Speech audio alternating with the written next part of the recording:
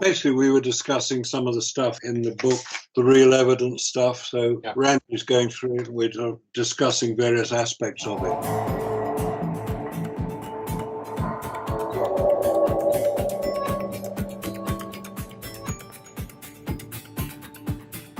But also have a look at the website that Trevor Weaver has set up.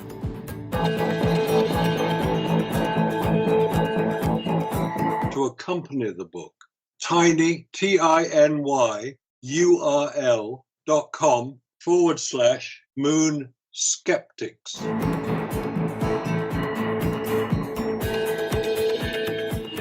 One word, and that should bring it up.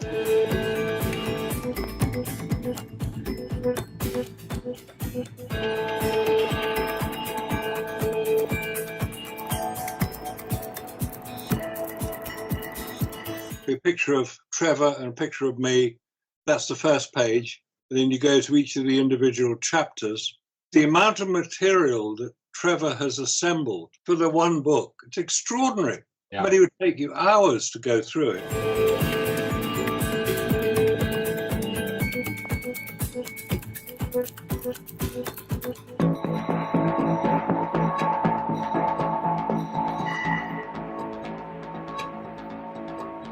And there's some very, very good stuff on there.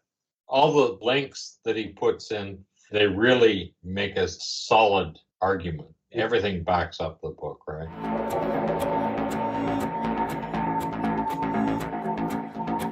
You know, actually reading the book, it maybe take 3 or 4 hours, but watching all the references, it would take days. But yeah, that Moon Skeptics thing, I mean, there's some very good information on there. I've got a lot out of it already just by looking at a few of them.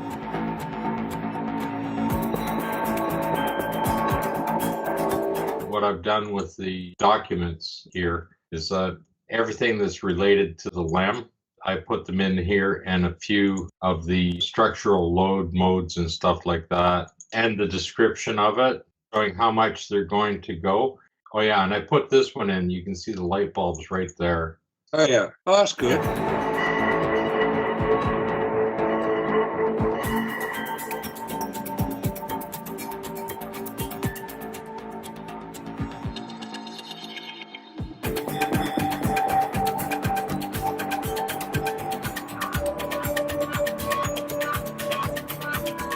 Oh yeah, and I put this one in. You can see the light bulbs right there. Oh yeah, oh, that's good. Oh yeah, and I put this one in. You can see the light bulbs right there. Oh yeah, oh, that's good. Oh yeah, and I put this one in. You can see the light bulbs right there. Oh yeah, oh, that's good. Oh yeah, and I put this one in. You can see the light bulbs right there. Oh yeah, oh, that's good. Oh yeah, and I put this one in. You can see the light bulbs right there. Oh yeah, oh, that's good. Oh yeah, and I put this one in. You can see the light bulbs right there. Oh yeah, oh, that's good. Oh yeah, and I put this one in. You can see the light bulbs right there. Oh yeah, oh, that's good. Oh yeah, and I put this one in. You can see the light bulbs right there. Oh yeah, oh, that's good. Oh yeah, and I put this one in. You can see the light bulbs right there. Oh yeah, oh, that's good. Oh yeah, and I put this one in. You can see the light bulbs right there. Oh yeah, oh, that's good. Oh yeah, and I put this one in. You can see the light bulbs right there. Oh yeah, oh, that's good.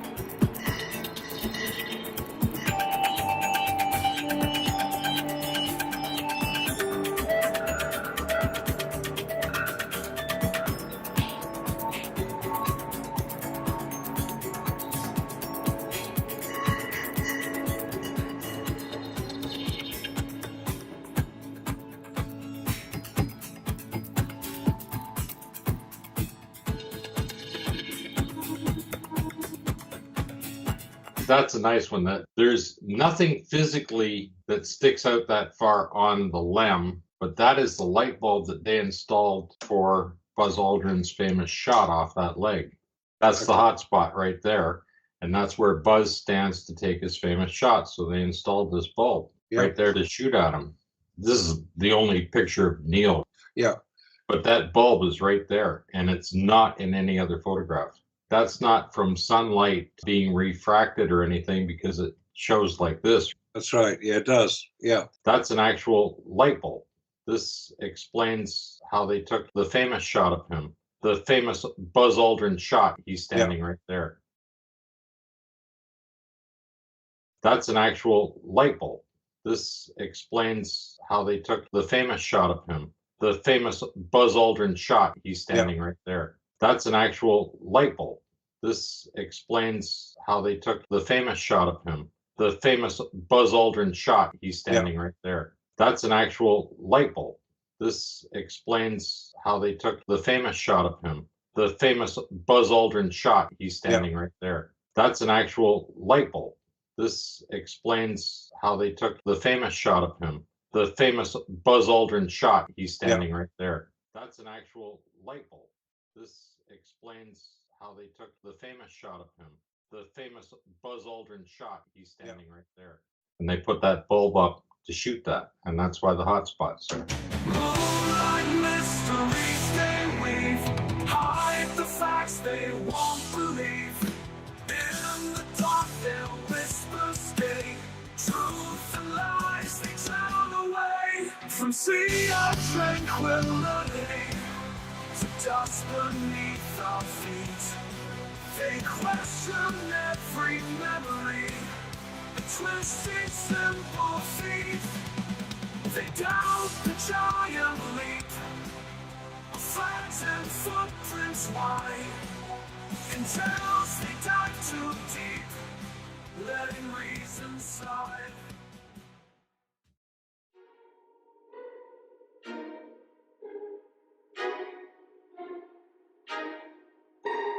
And I'm sure they were working very hard on the lunar surface for 8 hours. So how was the heat removed? Come on, you parrots, let's hear the answer, or what you think the answer is, and we'll deconstruct it for you. It's not difficult.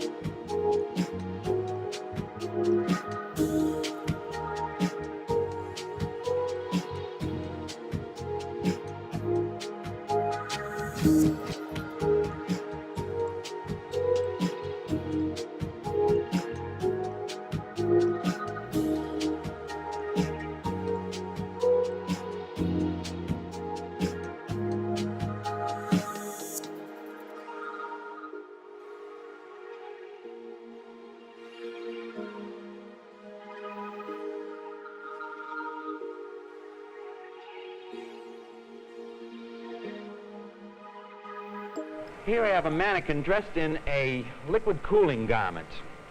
If you'll note, the inside of this garment is covered with small tubules. These little tubules are filled with water. They are actually filled prior to flight.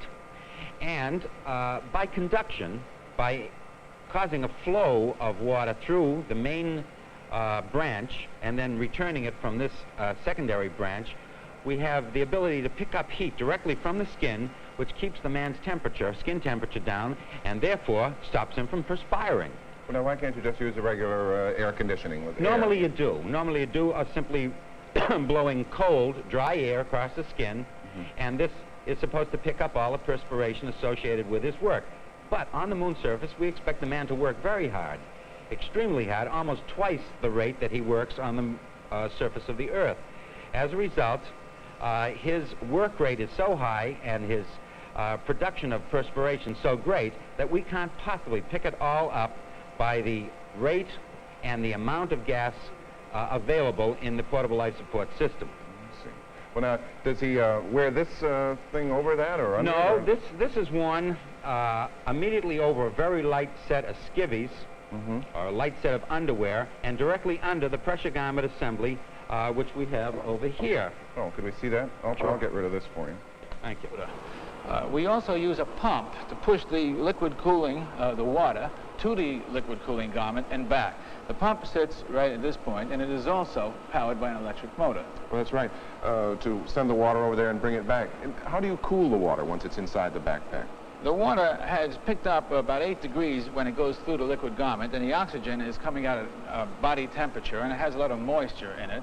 And this is all cooled in this box right here, which is a sublimator. How does that Now, work? a sublimator is best described by referring back to the big snowbanks in Maine that seem to disappear even though the temperature never goes above 32 degrees. What happens here is that the snow goes directly from the ice phase to the gas phase, and it never melts in between. So the principle of operation here is exactly the same. What we do then is and let me show you, by the way, this is a sublimator, a complete and actual sublimator. The oxygen from the suit comes in through here and leaves here. The water comes in from here and leaves here. The water that we are turning into ice to sublime is coming in from here to here from a reservoir. And what it does is it becomes an ice layer in the layers in here, becomes ice, and to enable it to go from ice to gas, it must pull heat away from its surroundings. It cools this whole assembly down to almost 32 degrees. In fact, the ice is at 32 degrees. And in so doing, the oxygen and the water that go through here are cooled down to the levels that we have to have. That is very interesting.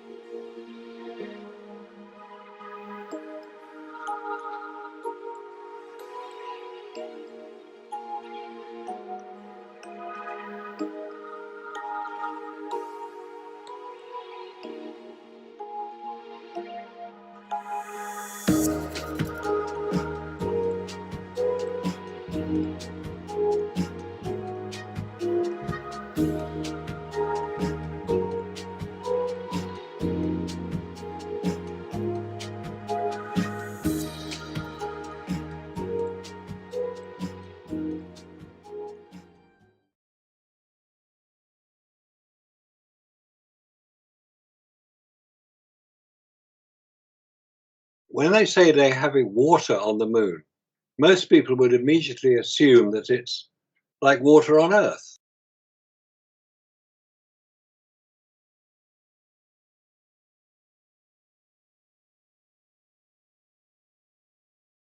It's that sort of transparent liquid that we drink. But there's no proof that it is.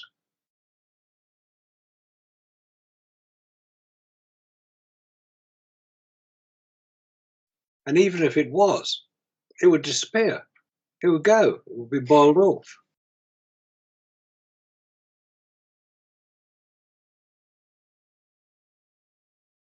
When I had that little pump for the vacuum chamber, and I Yeah. put just a little bit of water in the bottom of it. Now, I just mean by a little bit. I mean, I put it in a glass and just filled it maybe about a 16th of the way. It took about 5 minutes for that water to outgas. Yeah. Now, when I took that same little glass and I put it in the chamber with a bigger pump on, as soon as I turned the switch on, it was gone. Yeah. Just shortly after that.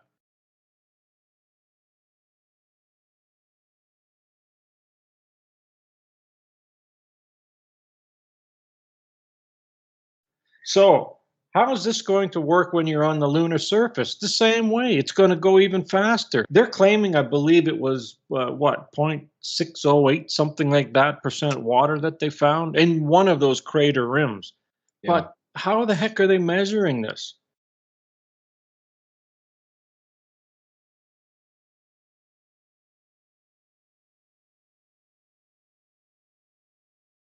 I mean, if they're going to use spectral analysis to do it, that's fine.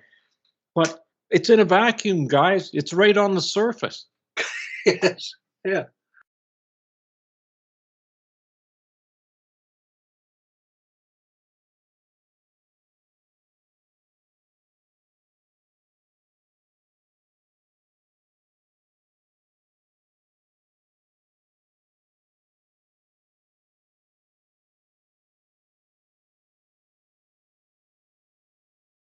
People like us who come along and challenge that with, to be fair, a degree of science backing, a degree of science knowledge,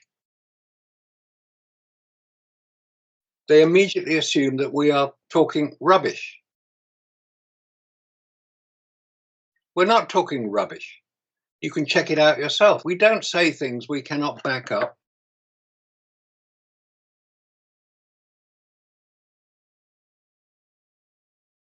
We don't say things that we cannot support. And we can demonstrate that they are correct.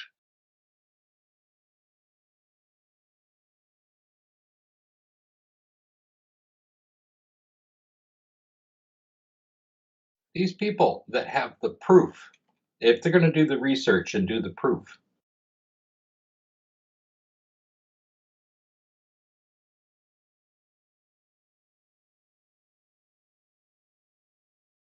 we'll invite them on the show.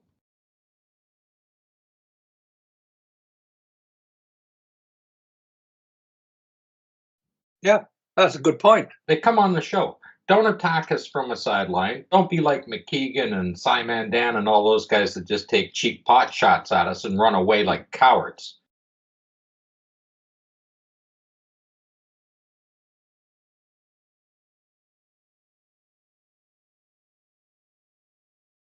One of the stories about Apollo is that they lost all the tapes which had the original film on it.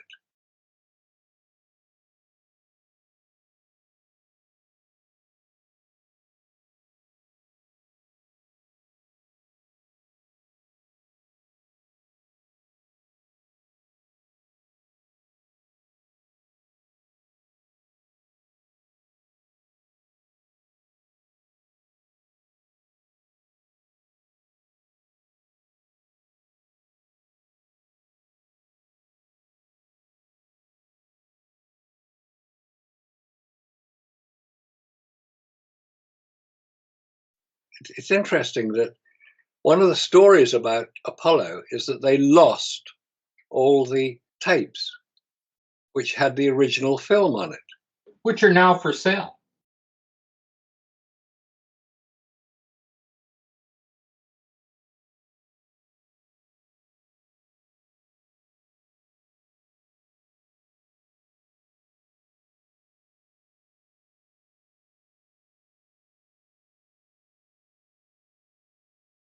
Which are now for sale. Exactly. And they've been discovered in the old McDonald's warehouse.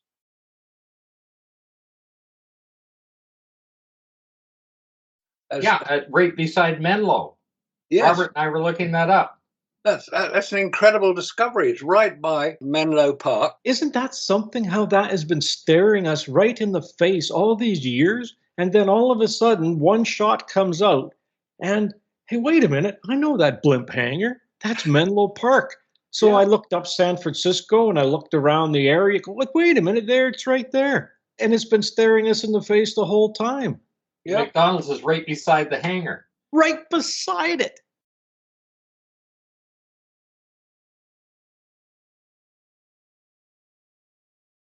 Yeah. He's got a picture of it. That's where they must have shot all the orbital stuff. When they looked at those films, I have a picture of one fellow holding the film up to the light. And guess what? They're all orbital shots.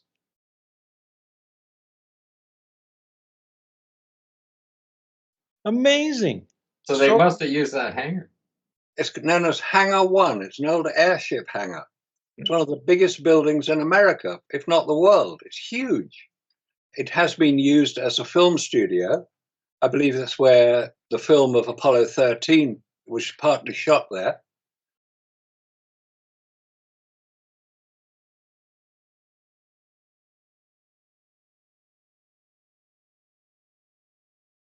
Because it enables control of the environment, the use of large light setups to imitate the sun.